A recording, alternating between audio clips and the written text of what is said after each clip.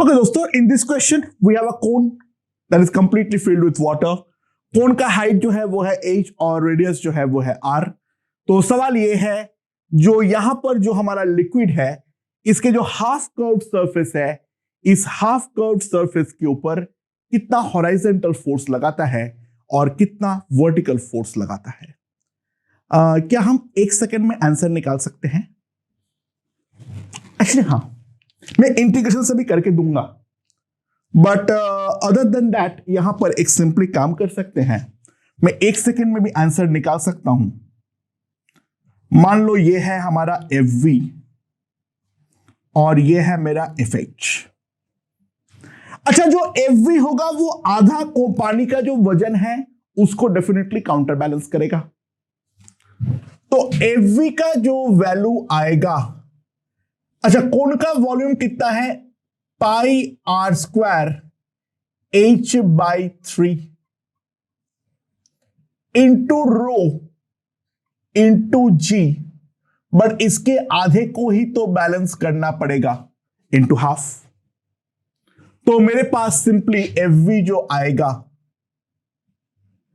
That will be equals to pi rho ji r square h/6. अब horizontal force हम कैसे निकालेंगे? अच्छा ध्यान देना, यहां पर आधा हाइट पे मत ले लो. आधा हाइट का तो कोई फंडा था ही नहीं, सेंटर ऑफ मास का फंडा था. तो एक बात ध्यान देना, यहां पर बेस से अगर हम देखें तो सेंटर ऑफ मास कहीं यहां पर होता है. तो इसको अगर मैं y बोलूं, y of center of mass is equals to h/3 for the hollow cone. hollow cone के लिए जो ycm होता है वो यहां से h/3 हाइट पर होता है, that I know. और यहां पर जो हमारा ycm है, वहां का प्रेशर जो होगा that will be simply rho ji into h/3. ठीक है, यह आएगा हाँ कि ना. और अब जो है प्रोजेक्शन एरिया कितना होगा? What will be the projection area? अगर हम गौर से ध्यान दें, the projection area is a triangle. जो हमारा प्रोजेक्शन एरिया है उसके लिए अगर हम ध्यान दें, it is simply a triangle. Projection area is a triangle. और वो वाला ट्रायंगल का ये वाला लेंथ कितना होगा? वो 2r होगा. और ये वाला हाइट जो होगा वो हमारा h होगा. मैं तुम लोग विजुलाइज करवा देता हूं. इसका अगर मैं साइड व्यू लेता हूं तो बेसिकली तो हमें 2r और यहां पर h का एक ट्रायंगल दिखेगा. तो इसका जो एरिया होगा that will be simply equals to r into h. So जो हमारा fx आना चाहिए विदाउट एनी इंटीग्रेशन भी मैं बोल सकता हूं, that will be simply equals to rho ji R A square by 3. ठीक है, तो हम लोगों का आंसर जो है वो आ तो चुका है. एग्जाम में डेफिनेटली हम इसी तरीके से सॉल्व करेंगे. कोन में गलती से h/2 मत ले लेना भाई, h/2 का कोई फंडा मैंने पढ़ाया ही नहीं हूं. सिमेट्रिक फिगर्स थे, अगर ये सिलिंड्रिकल वगैरह थे वहां पे तो हमारा h/2 होगा. लेकिन बाकी जो अगर हम देखें कोन में, हमें सेंटर ऑफ मास पर आना पड़ेगा. तो सेंटर ऑफ मास जो है वो हमारा डेफिनेटली लाई करता है, हम जानते हैं, for a hollow cone at h/3. Integration से ये वाला क्वेश्चन को सॉल्व करना ऐसे तो काफी ज्यादा मुश्किल पड़ता है. लेट्स सी, एक एक करके देखते हैं. ठीक है, चलो. सो कहीं पर कैलकुलेशन मिस्टेक होगा तो वो पकड़ लेना. Solving via integration.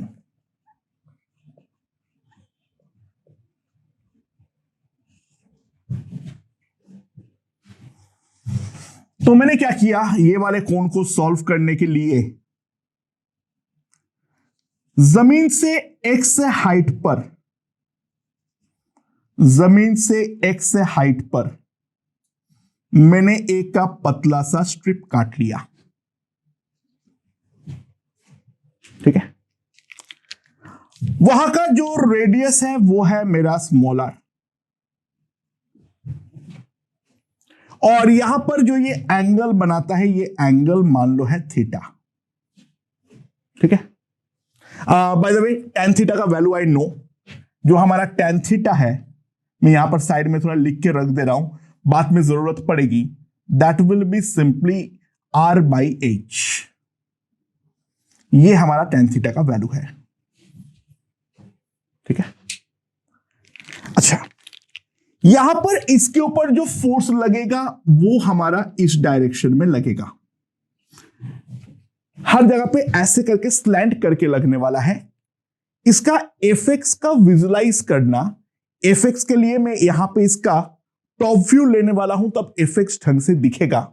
ठीक है, मैं पहले इसको प्लेन पे ला देता हूं, फिर मैं एफएक्स को एनालाइज करूंगा।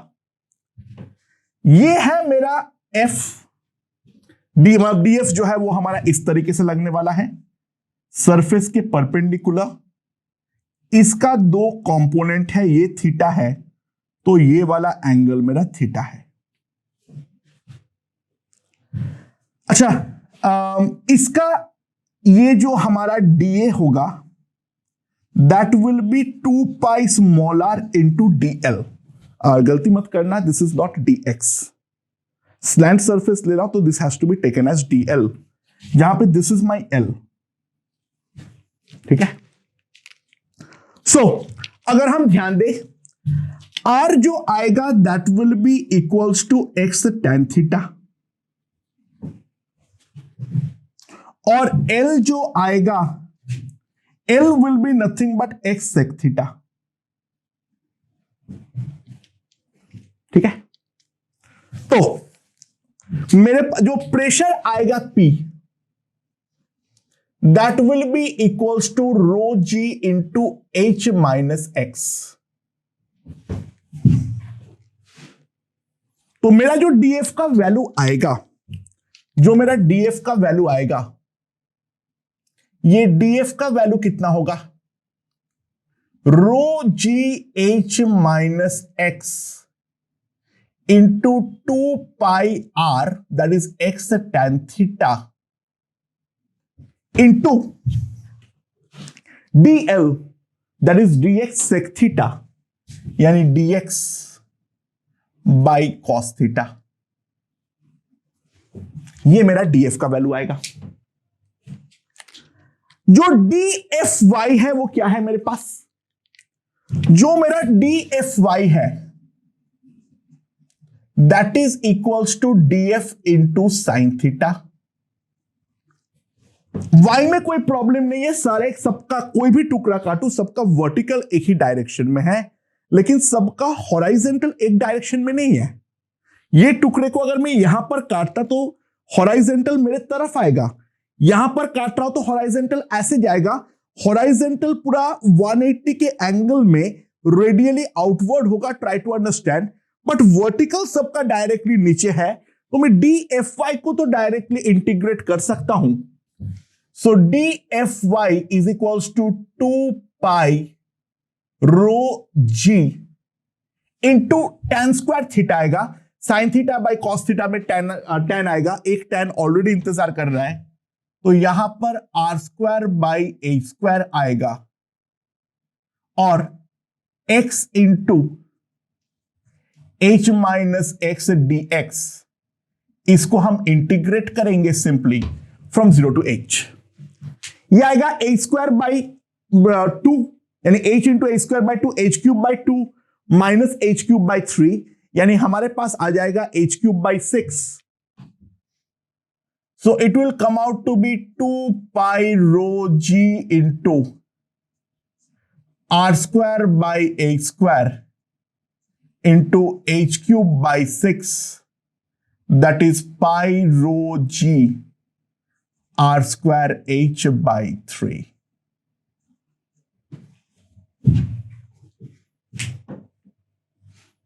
DFY तो हमारे पास आ चुका है, लेकिन DFX के लिए उसका मैग्नीट्यूड तो हर जगह पर फिक्स होगा, बट इसके लिए हमें अगर एक टॉप व्यू लूं तो दोस्तों ध्यान देना, फॉर DFX, ठीक है, हमें क्या मिलने वाला है? ये अगर हमारा वो बेसलाइन है, ठीक है, DFX जो आएगा वो हर जगह पे, हर जगह का जो हमारा हॉराइजेंटल है वो दोस्तों ध्यान देना इस तरीके से रेडियल है। मैं थोड़ा शांति से ड्रॉ कर रहा हूं तब तुम्हें समझ में आएगा, ठीक है। और सिमिलरली यहां पर भी जो आएगा radial, it will be like this.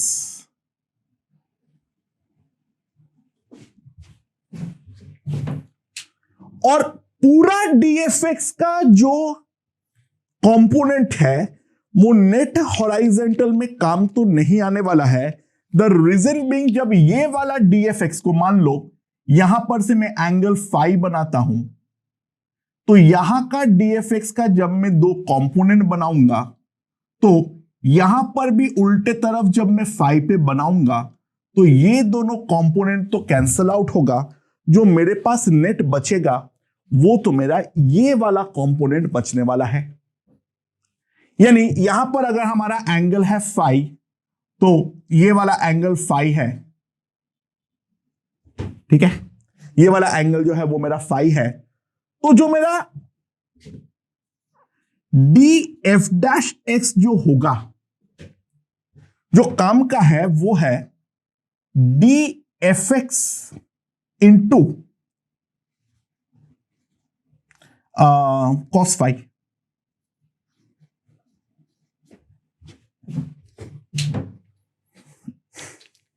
केवल उसका कंपोनेंट ही जो है वो हमारा काम का है। तो अब जब मैं इंटीग्रेट करूंगा, अब जब मैं DF' जब मैं इंटीग्रेट करूंगा तो DFX का वैल्यू कितना होगा by the way? DF into, यहां पर पहले आ जाओ, DF into cos theta, so cos is gone, so 2 pi rho g, एक tan थीटा बचेगा यानी R बाई H, ठीक है। कॉस तो चला गया है, हमारे पास आएगा इंटीग्रल x dx, हमारे पास आएगा सॉरी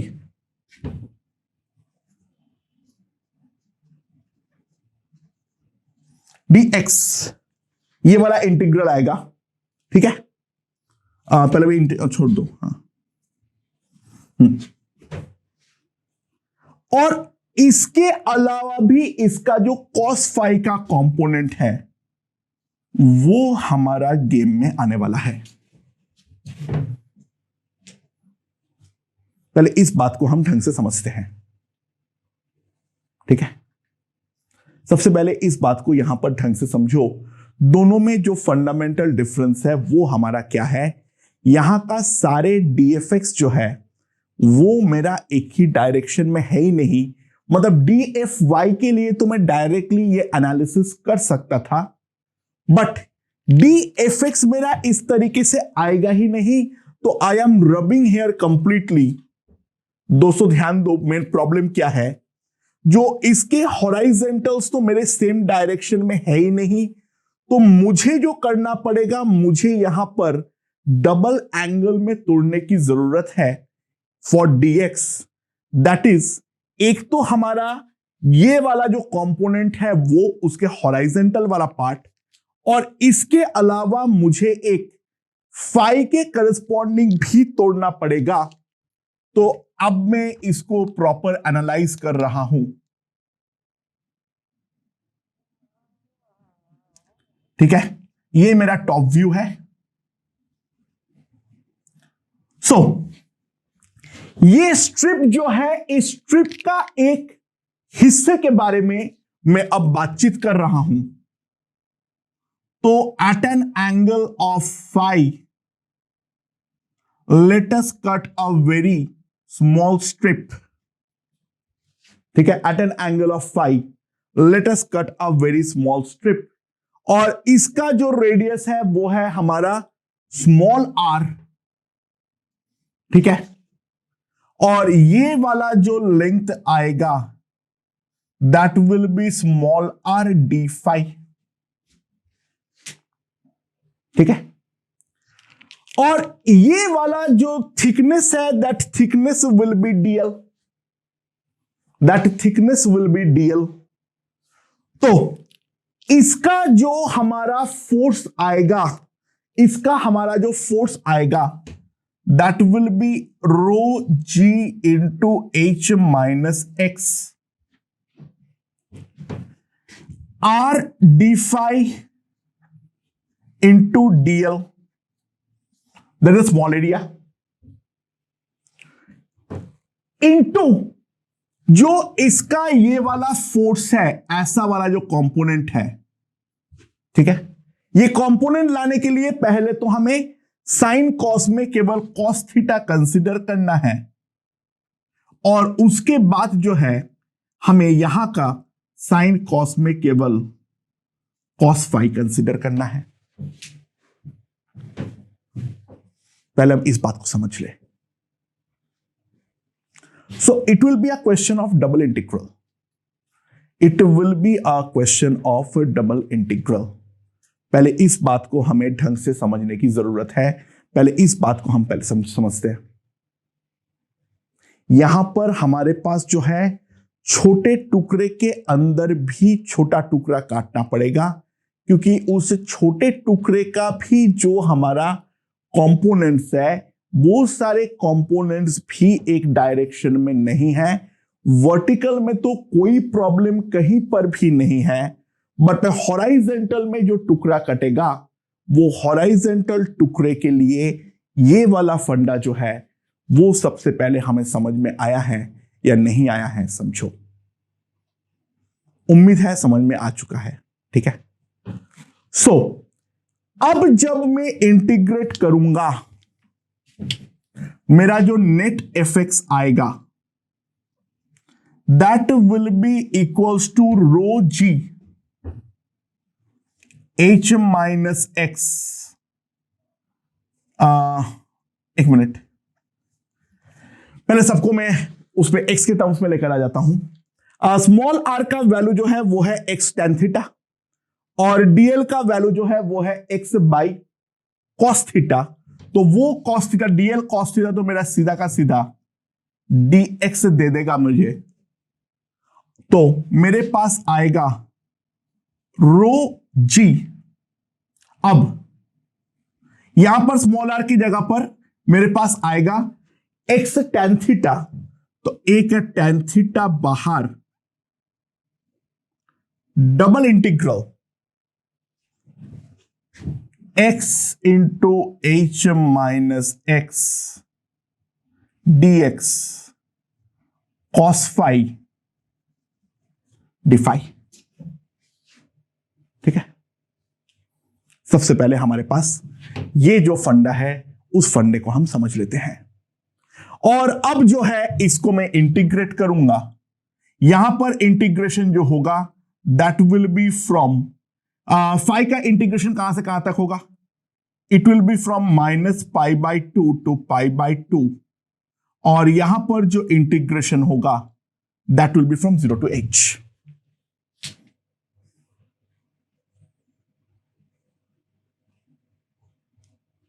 ठीक है। अब जो जो वैल्यूज है उसको लिख लेते हैं फटाफट, ठीक है। अच्छा, थीटा और एक्स और फाई आपस में डिपेंड नहीं करता है, तो दोनों इंटीग्रेशन को मैं सेपरेट कर सकता हूं। अच्छा, टेन थीटा का वैल्यू जो है वो मैं लिख देता हूं आर बाई एच। इसको मैं सिंपली लिख सकता हूं integral minus pi by two to pi by two cos phi D phi, और zero to h x into H minus x D x. मैं दोनों पार्ट को सेपरेट कर लिया, ठीक है। मैं दोनों पार्ट को जो है वो सेपरेट कर लिया। एक जो है वो मेरा किसके लिए, फाई के रेस्पेक्ट में इंटीग्रेशन है, क्योंकि फाई एक्स पर डिपेंड नहीं करता है, एक्स फाई पर डिपेंड नहीं करता है। दोनों म्यूचुअली इंडिपेंडेंट वेरिएबल्स है, तो यहां पर मुझे ये स्पेशल फायदा जो है वो मिलने वाली है। इसका integration sine pi by 2 1, sine minus pi by 2 -1, +1 minus 1 will be 2, तो that will be rho ji r by h 2 into, ये वाला इंटीग्रेशन बहुत बार हो गया है, this I know will be h³ by 6, एक h कटेगा तो rho ji r a² by 3। So fx का वैल्यूज जो हमने पहले प्रेडिक्ट किए थे हमारा पुराना फंडे से, सेंटर ऑफ मास से, उसके साथ ये मैच कर चुका है, करना भी चाहिए था। उम्मीद है ये हमें समझ में आ गया है। एग्जाम हॉल में डेफिनेटली वो हमें करना ही नहीं है। fx में क्या प्रॉब्लम है उस बात को समझ लो। सारे fx सेम डायरेक्शन में नहीं है, तो हमें कंपोनेंट में कंपोनेंट लेना पड़ेगा। तो हमें दो डिफरेंशियल एलिमेंट कट रहा है, एक तो dl का थिकनेस, साथ ही साथ मुझे r स्मॉल r d5 का भी जो लेंथ है, वो हमारा जो बहुत छोटा सा रेक्टेंगुलर प्लेट है उसका फोर्स का कंपोनेंट में तोड़ते हुए पहले वहां पर से मेरा जो इफेक्टिव हॉराइजेंटल है उस तरफ लाना है, और फिर जो है उसको पूरे के पूरे में इंटीग्रेट करते हुए मुझे लाना है नेट एफएक्स। ओके ओके दोस्तों, अगला क्वेश्चन देखते हैं। मेरे पास एक बॉटमलेस कंटेनर है, उस बॉटमलेस कंटेनर का जो हमारा मास है, that mass is equals to m, ठीक है, उसका जो मास है वो है m। उसकी कोई बॉटम नहीं है, उसको मैंने टेबल के ऊपर रख दिया। उसका ऊपर का साइड जो है वो ओपन है, नीचे के साइड से भी ओपन है। So basically it's a frustum like thing.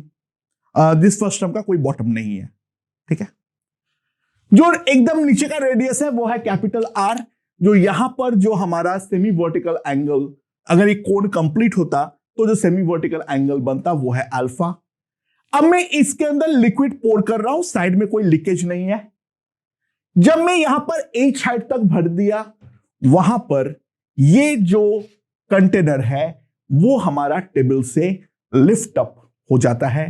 तो सवाल ये है, जो लिक्विड तुम डाल रहे हो उसका डेंसिटी कितनी है। तो किस तरीके से हम इस प्रॉब्लम को अप्रोच करेंगे। अच्छा, हम लोग इस लिक्विड के बारे में अंदर को एनालाइज करते हैं। फॉर लिक्विड, जो भी हमारा लिक्विड बन रहा है, ये लिक्विड को हम इस तरीके से एक सॉलिड फ्रस्ट्रम मान सकते हैं।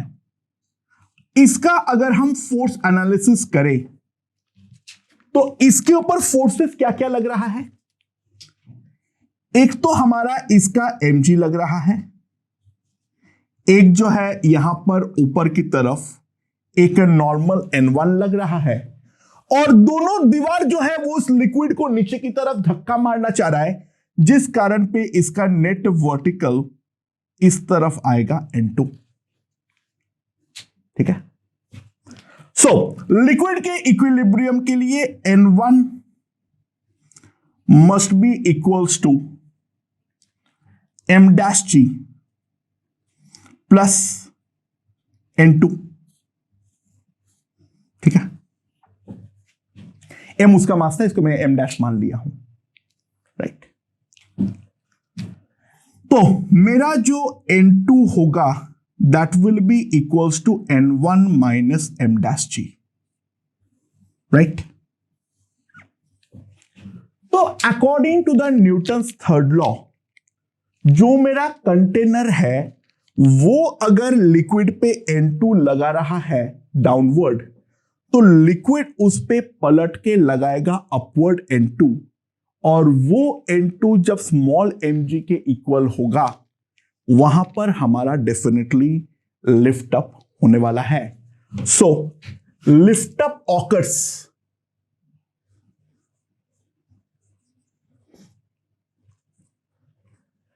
when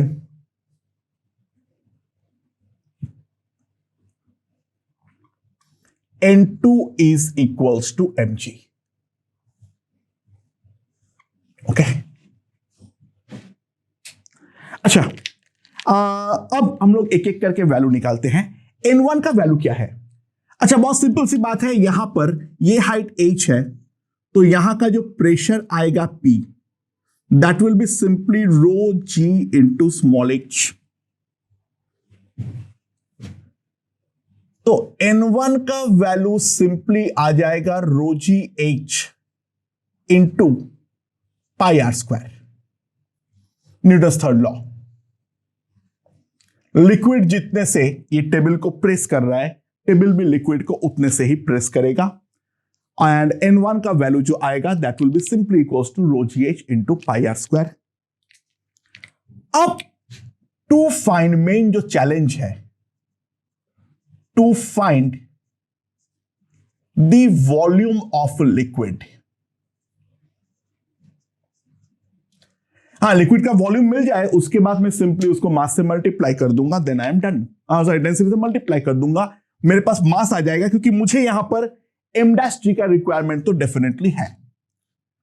तो मैं हाइपोथेटिकली ये वाला कोण जो है उसको कंप्लीट कर रहा हूं, ठीक है।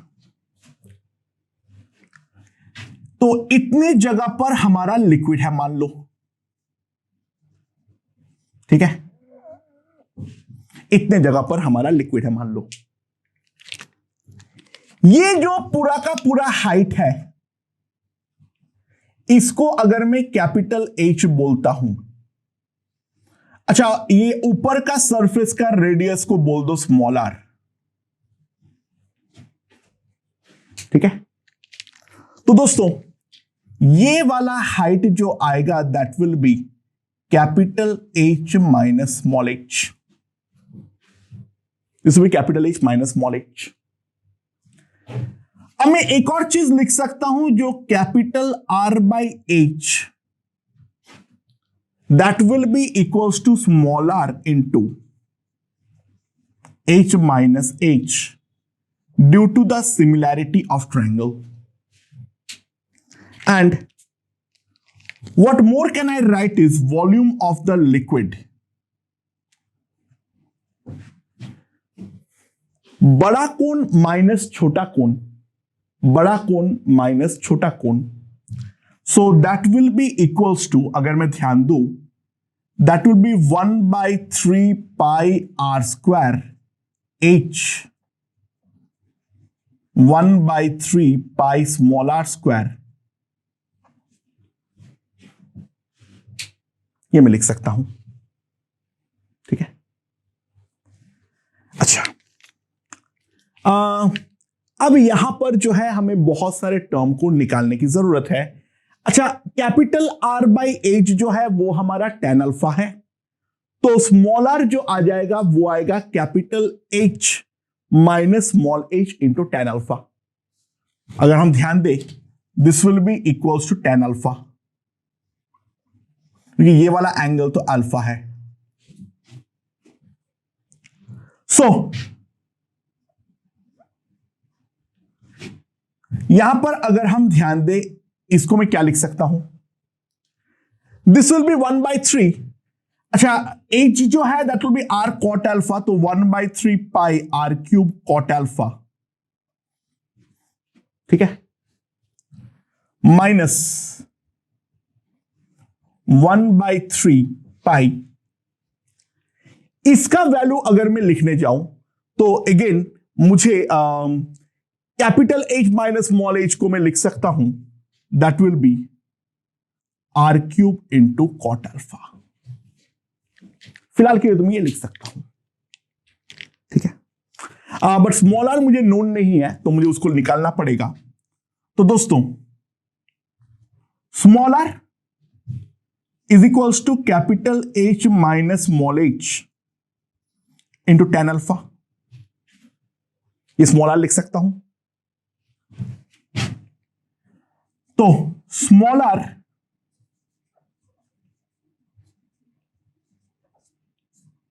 ये मैं लिख सकता हूं,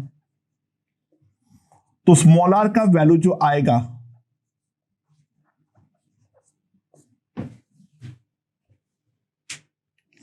तो स्मॉल आर क्यूब का वैल्यू आएगा r cube -3r² h tan alpha plus 3r² tan² alpha minus h³ tan³ alpha. देखो this is only a mathematical complication, इसके अलावा और कुछ नहीं है यहां पर, ध्यान देना, ठीक है ना। बाकी सब बहुत ही ज्यादा आसान है। सो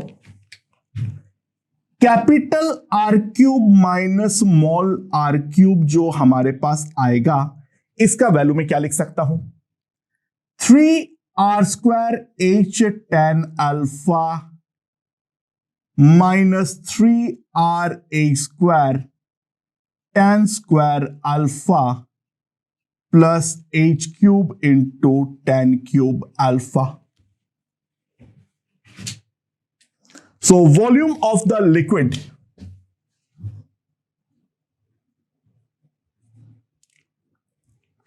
कितना आ जाएगा, this will be pi by 3, ठीक है, pi by 3। Cot alpha multiply होके हर जगह पे एक एक tan को तो खा जाएगा, सो that will B 3r² h minus 3r² tan alpha plus h³ into tan² alpha. That will be the volume of the liquid. So m' जो हमारे पास आएगा, m' जो हमारे पास आएगा वो कितना आएगा, पहला आएगा रो इंटू जी पाई, सॉरी, हाँ ठीक है, हाँ pi r² h minus r² sorry r² tan alpha pi by 3 h³ tan² alpha. ये हमारे पास m' आएगा। अगेन कैलकुलेशन है, ध्यान मत दो। So that will be equals to pi r² rho G h minus pi r² rho ji tan alpha plus pi by 3 rho ji h³ tan² alpha. That is my m' and m' अगर मेरे पास आ चुका है और n1 अगर मेरे पास आ चुका है, तो दिस ध्यान देना, ये वाला टर्म हमारा n1 है, तो n1 माइनस m' जिसका मुझे रिक्वायरमेंट था, तो n2 का वैल्यू जो हमारे पास आ चुका है, that n2 will be simply equals to कितना आएगा, pi r² rho ji tan alpha minus pi by 3 rho ji h³ tan² alpha.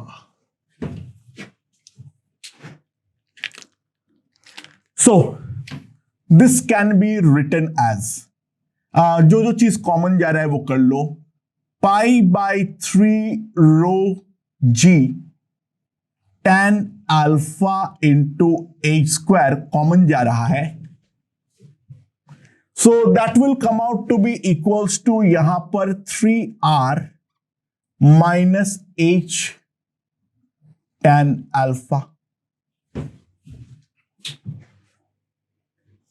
और ये n2 जो है वो हमारा m' के साथ इक्वेटेड होना चाहिए। तो सिंपल सी बात है, mg will be equals to pi by 3 rho g tan alpha into A square 3r minus h tan alpha. So Gg is cut. So density rho will simply come out to be 3m pi a square 3r minus h tan alpha into tan alpha. So that will give me the value of density of the liquid. It's a problem regarding the manipulation.